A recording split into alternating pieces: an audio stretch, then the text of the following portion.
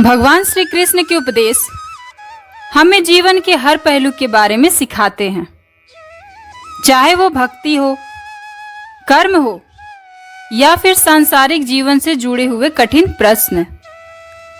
श्री कृष्ण ने अपने जीवन में और भगवत गीता में हमें उन महत्वपूर्ण सिद्धांतों के बारे में बताया है जो गरीबी से मुक्ति दिलाने में सहायक होते हैं।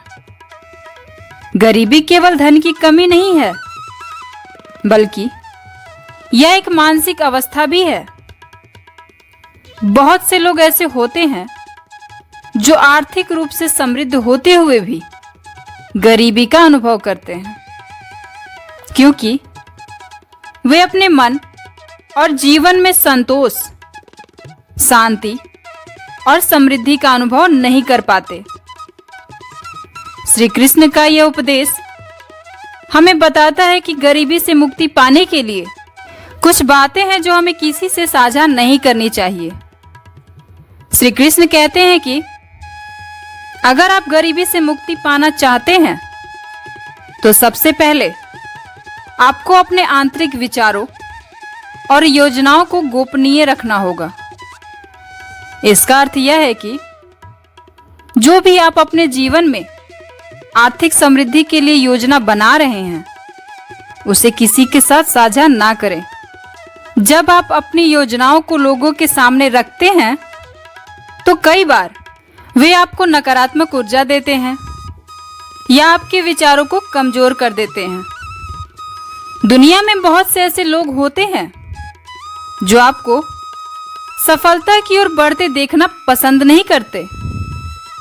वे आपकी योजनाओं में बाधा डाल सकते हैं या फिर आपकी मानसिक स्थिति को भी प्रभावित कर सकते हैं।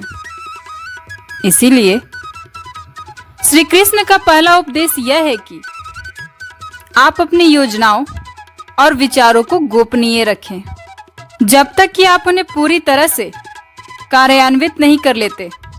दूसरा, श्री कृष्ण यह भी कहते हैं कि अपनी कमजोरियों को किसी के सामने उजागर ना करें। जब आप किसी के सामने अपनी कमजोरियों को प्रकट करते हैं तो लोग उसका लाभ उठा सकते हैं। जीवन में हम सभी के पास कुछ ना कुछ कमजोरियां होती हैं, चाहे वो आर्थिक, शारीरिक या मानसिक हो। लेकिन अगर आप इन कमजोरियों को दूसरे के सामने व्यक्त करते हैं तो इससे आपकी स्थिति और भी कमजोर हो सकती है। इसीलिए श्री कृष्ण कहते हैं कि अगर आप गरीबी से मुक्ति पाना चाहते हैं तो अपनी कमजोरियों को छिपाएं और अपने भीतर की ताकत पर ध्यान केंद्रित करें। तीसरा महत्वपूर्ण उपदेश जो श्री कृष्ण देते हैं वह यह है कि अपनी आर्थिक स्थिति को किसी के साथ साझा ना करें। जब आप अपनी वित्तीय स्थिति को लोगों के साथ साझा करते हैं तो वे आपके बारे में तरह तरह के अनुमान लगाने लगते हैं।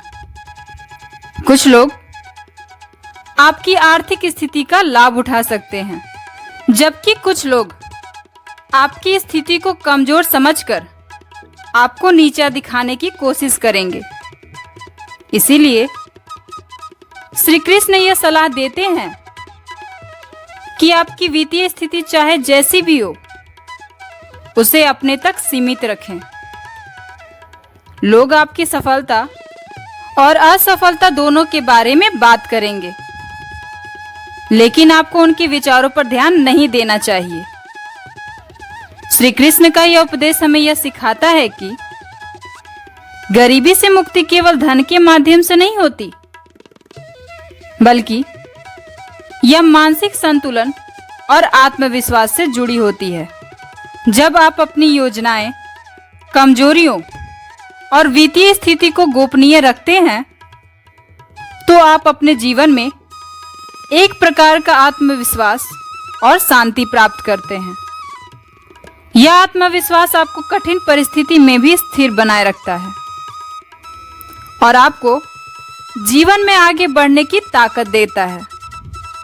श्री कृष्ण के अनुसार गरीबी केवल भौतिक संसाधनों की कमी नहीं है, बल्कि यह एक मानसिक अवस्था है। बहुत से लोग ऐसे होते हैं जो आर्थिक रूप से संपन्न होते हैं, लेकिन फिर भी वे गरीबी का अनुभव करते हैं, क्योंकि उनके मन में असंतोष और असुरक्षा होती है। दूसरी ओर कुछ लोग ऐसे होते हैं जिनके पास कम संसाधन होते हुए भी वे संतोष और शांति का अनुभव करते हैं। इसीलिए श्री कृष्ण यह कहते हैं कि गरीबी से मुक्ति पाने के लिए आपको अपने मन की स्थिरता को बदलना होगा।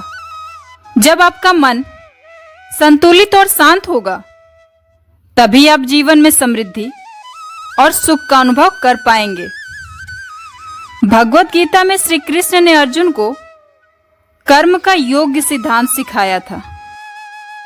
उन्होंने कहा था कि व्यक्ति को अपने कर्मों पर ध्यान देना चाहिए, न कि उनके फल पर। यह सिद्धांत गरीबी से मुक्ति पाने के लिए लागू होता है। जब आप अपने जीवन में आर्थिक समृद्धि पाने के लिए प्रयास करते हैं, तो आपको अपने कर्मों पर ध्यान देना चाहिए और ईश्वर पर भरोसा रखना चाहिए। अगर आप सही मार्ग पर चलते हैं और अपने कर्तव्यों का पालन करते हैं, तो इससे ईश्वर आपको निश्चित रूप से फल देंगे। लेकिन अगर आप अपने कर्मों को छोड़कर केवल फल की चिंता करते हैं, तो आप कभी भी सच्ची समृद्धि प्राप्त नहीं कर पाएंगे। श्री कृष्ण यह भी कहते हैं कि गरीबी से मुक्ति पाने के लिए व्यक्ति को धैर्य और आत्मनियंत्रण का पालन करना चाहिए। बहुत बार लोग जल्दी से सफलता प्राप्त करने की कोशिश में गलत मार्ग अपनाते हैं। वे धोखा, छल और अधर्म के रास्ते पर चलने लगते हैं, जो अंत में उन्हें और भी अधिक गरीब और दुख की ओर ले जाता है। इसीलिए श्री कृष्ण यह सलाह देते हैं कि व्यक्ति को हमेशा धर्म और सत्य के मार्ग पर चलना चाहिए, चाहे वो कितना भी कठिन क्यों ना हो। अंत में श्री कृष्ण का यह उपदेश हमें यह सिखाता है कि गरीबी से मुक्ति केवल भौतिक धन से नहीं होती, बल्कि यह मानसिक, आत्मिक और भावनात्मक समृद्धि से जुड़ी होती है। जब आप अपने मन और आत्मा को शुद्ध रखते हैं और अपने जीवन में सही मार्ग का अनुसरण करते हैं, तो ईश्वर आपको सभी प्रकार से समृद्ध और सुख प्रदान करते हैं। इसीलिए अगर आप गरीबी से मुक्ति पाना चाहते हैं, तो सबसे पहले अपने विचारों, योजनाओं, कमजोरियों और आर्थिक स्थिति को गोपनीय रखें। इसके साथ ही अपने कर्म पर ध्यान दें, धैर्य और आत्मनियंत्रण का पालन करें और हमेशा ईश्वर पर भरोसा रखें। यही श्री कृष्ण का उद्देश्य है, जो हमें जीवन में सच्ची समृद्धि और सुख की ओर ले जाता है।